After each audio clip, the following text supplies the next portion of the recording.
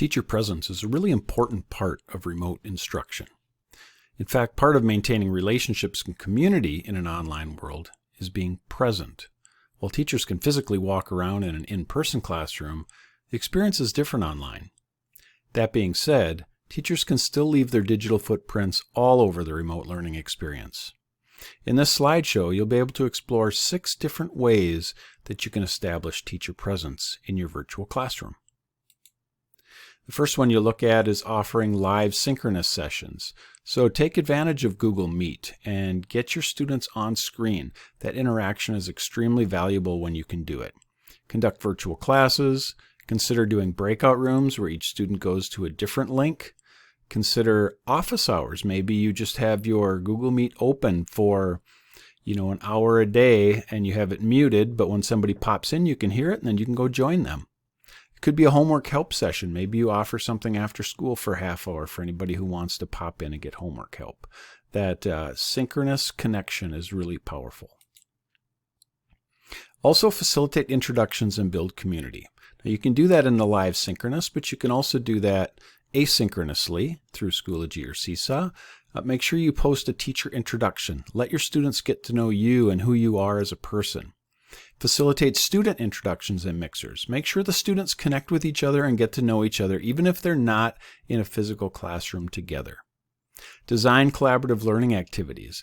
That can extend those connections into some real interaction where they're learning together. That can be a powerful piece because if students feel disconnected to their peers in this virtual classroom, they may disengage. Number 3, provide regular, clear communication. It's really important that students know what to do, where to go to get it, how to reach out to you. That communication piece is a really part of being present. Use video whenever you can. Let students see and hear you. I'd recommend doing a video introduction to each lesson so they can just listen to you giving them the instructions. And then reach out as much as you can. Connect with families and students. If you see a student starting to disengage, make sure you're reaching out to them. Communicate with them one-on-one, personally, and bring them back into the fold. Number 4, offer frequent, timely feedback to online work. If students feel like they're constantly posting things online but nobody's ever looking at it, they'll think that it doesn't matter and they'll stop doing it. So make sure when students are submitting assignments, discussions, projects, that you are in there providing them regular feedback. Provide them comments on their assignments. That can be text, audio, or video. When there's a discussion happening, get in there and model what a good response is. In fact, sometimes you'll want to be the first one to post so they can see what they're supposed to do. Then if you see students who are not getting any responses to their posts, target those kids first and get in there and make sure they feel like their point of view is valued. If it's a project, make sure that you're giving feedback along the way. Do not wait until the very end of the project to give feedback because at that point it's too late. Facilitate and model learning. So in the face-to-face classroom, we do this all the time. We're demonstrating, we're showing, we're explaining what to do. Do that virtually as well. So in a live Google Meet class, this would be most similar to the way you would do it in a regular classroom. If it's a discussion online, again, get in there and show students what to do by posting your own responses. Post video directions again, and in that direction you can be demonstrating on screen so they can see you doing it. That would be very similar to you explaining it in a classroom. Projects, maybe you post some exemplars so that they can see what it is that they're supposed to do. And then personalize your course.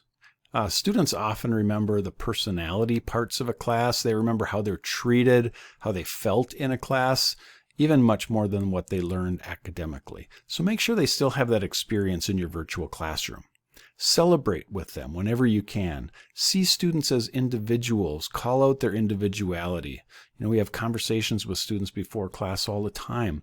Do that in a virtual world as well. If you're doing a Google Meet and people are coming in before the class begins, do some chatting with them. Turn on your microphone and talk to them and greet them. Create a shared space. Can the students in some way decorate or personalize that e-learning environment?